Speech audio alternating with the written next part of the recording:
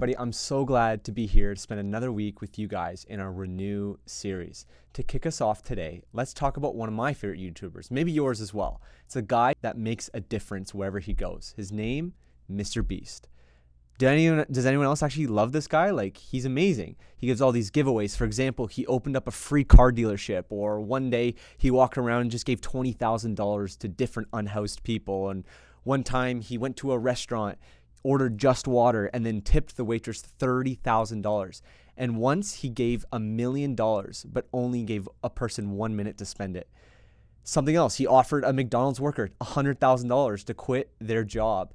This list can go on and on for days. He has over 150 million subscribers, and it's growing every single day. And part of why he's so popular is because we love seeing other people win unexpectedly. You know, one of my favorite videos that he actually does is that he paid for 1,000 people to have a procedure to restore their eyesight. We love seeing the idea of radical generosity. Now, when most of us hear the word generous, this is what we think about. Maybe it's Mr. Beast giving away a private island, which he actually did. And the truth is, most of us don't have the resources to demonstrate that type of generosity. I know that for me, giving away a private island isn't even within my ability. I can't even think of how much money that would cost. But even if we don't have a bunch of extra money to be generous with, we do have things like our time or encouragement, kind words, and even our own talents that we can share freely with other people. But if you're anything like me, it's easy to let your thoughts of generosity be just that, thoughts. How often have you thought, I should help my friend with that, or I could probably encourage my siblings right now, or I have some time to help my teammates with that specific skill they're trying to learn. But then, well, we just don't. For whatever reason, we just aren't motivated to act upon it. Can we just be real for 1 second here? I think that sometimes what keeps us from being generous is fear. We're afraid that if we help someone win, we'll lose out on something. And we want to get ahead, so we want to win and we want to get the most out of life that we possibly can. But if we're not careful, our desire to be the main character can get in the way of something really important, and that's being generous with other people. Sometimes we're worried that making someone else the main character in the room will get in the way of us getting ahead in life. Maybe we're afraid that if we give to someone else, there won't be enough left for us, or we're afraid that if we use our resources and our skills to help somebody succeed, there won't be space for us to succeed as well. Maybe we're afraid that using what we have to help somebody win in life means that we'll have to lose. I think that because it's easy for us to see ourselves as the main character in the story, we want to be the hero, the winner, the one who walks away with everything. So, what you see in the movie, they get the happy ending. So when someone else gets the attention and the win, it suddenly feels like our status becomes at risk. Because there can only be one hero in the story, right? And if it's someone else, then it can't be us, can it? So we hold back. We don't always use what we have to give to others. We don't always make an effort to help others win. But can I just challenge us with this one question? What if we're missing it? What if by choosing not to be generous with what we have, we're actually not winning? What if there's a better way to live and act for everyone, even including ourselves? Today, we're going to be learning from Jesus himself. During his time on earth, Jesus spent a lot of time helping people learn about what it means to be a renewed creation. So much of what Jesus' teachings was about was that what it means to be the kind of full and have the awesome life that he actually promises us. And when we talk about being renewed, that's what it's all about. To help people understand what Jesus was teaching. He often used parables or stories to make his point come across. And today we're actually going to look at one of those parables to help us understand what it really means to help others win. But first, let me just set the scene here. A guy came up to Jesus with a complaint that he had against his own brother. See, their father had passed away and both were given this inheritance.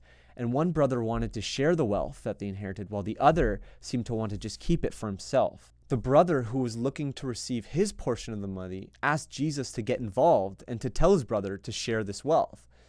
And this is how Jesus replied to him. Then he said to them, "Watch out, be on your guard against all kinds of greed. Life does not consist in an abundance of possessions." And that's found in Luke 12, verses 15. So right away, Jesus was saying, hey, be careful in thinking that that life is all about what you have or what you can get. In other words, be careful thinking that life is only about you. While we don't know for sure, I have to assume this brother was thinking, what about me? Will there be anything left for me? And honestly, I get that. I think it's human nature to think that way. So now Jesus went into a parable to expand his answer and to help us really get to this point. In the story, there was a rich man who made a bunch of money by running a very successful farm. He grew so much stuff on this farm that he literally ran out of room to hold everything. Instead of finding a way to be generous with his extra crops, this guy who was very rich decided to build bigger barns and store all of his crops for himself. Then he thought he'd be satisfied. But God had a different idea on what this man should do. Take a look at the way this parable ends. It says, but God said to him, you fool, this very night your life will be demanded from you. Then who will get what you have prepared for yourself? This is how it will be with whoever stores up things for themselves, but is not rich towards God. That is found in Luke 5, verses 20 to 21. That's pretty harsh, right? I mean, nobody wants to be a fool, especially according to God. But sometimes this is how we think. Like the rich man in this parable that we just read, we think that a full life is found in just getting everything that we want. But Jesus reminds us here that there's so much more to it than that. A full life, a good life, a rich life, that's found not in what we have, but it's found in what we're able to celebrate others with. When we're able to let go of this mentality of me, and embrace the mentality for helping others out, it changes how we see others and it changes ourselves. Rather than acting foolish by holding on to everything we have out of fear, God wants to renew us so that we choose to give what we can, so that others can actually win. I want you to think about it this way. Being transformed by Christ through the renewing of your mind means helping others win. You can imagine someone who helps others win by someone who's always cheering for the wins of others. They're the kind of people who if it wasn't totally weird, maybe you'd walk around with a bunch of these noisemakers or bullhorns or posters or ready to make a bunch of noise, generously encouraging the person around them to win. You can kind of think of it like your personal cheerleaders. Part of looking for ways to help others is realizing that no matter what you have, it's always better to give than to receive. Being generous takes sacrifice, but we can be confident that it leads to more of the life that Jesus has promised for us. So we live not thinking about what we'll lose, but of ways that we could help others and wind up experiencing a fuller life. Now, I don't know about you, but I love sports, especially those huge worldwide competitions. Do you guys remember like the last World Cup that was just last year? Look, whether you love it or hate it, you can't deny that soccer, or in some cases, some people call it football, is the most popular sport in the whole entire world. You see, every 4 years, teams representing their countries from all around the globe come together to compete for the World Cup. This is a really big deal in a lot of countries. So even though someone in Buenos Aires may never step foot in the stadium or make a single move or pass on the field in the game, they are cheering as though a win for their team is a win for them personally. In fact, when it comes to soccer, sometimes it's hard to tell the difference between what a win means to a player versus what it means to the fans that are cheering for their own country. Winning just means so much to everyone. Let me show you what I mean. I can almost guarantee you that all of these people celebrating the win of their team felt like they won too. People get really hyped for soccer. But the point is that when someone else wins, we could see it as a win for everyone because we aren't competing against each other. We are on the same team. One of the first Christian leaders, a guy named Paul, wrote something about the same idea in a letter to his friend Timothy. Look at how he explains the way of followers of Jesus should practice generosity. It says, command those who are rich in this present world not to be arrogant, nor to put their hope in wealth, which is so uncertain, but to put their hope in God, who richly provides us with everything for our enjoyment.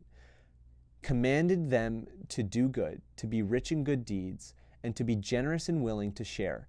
In this way, they will lay up their treasure for themselves as a firm foundation for the coming age, so that they may take hold of the life that is truly life. That's 1 Timothy 6:17 to 19.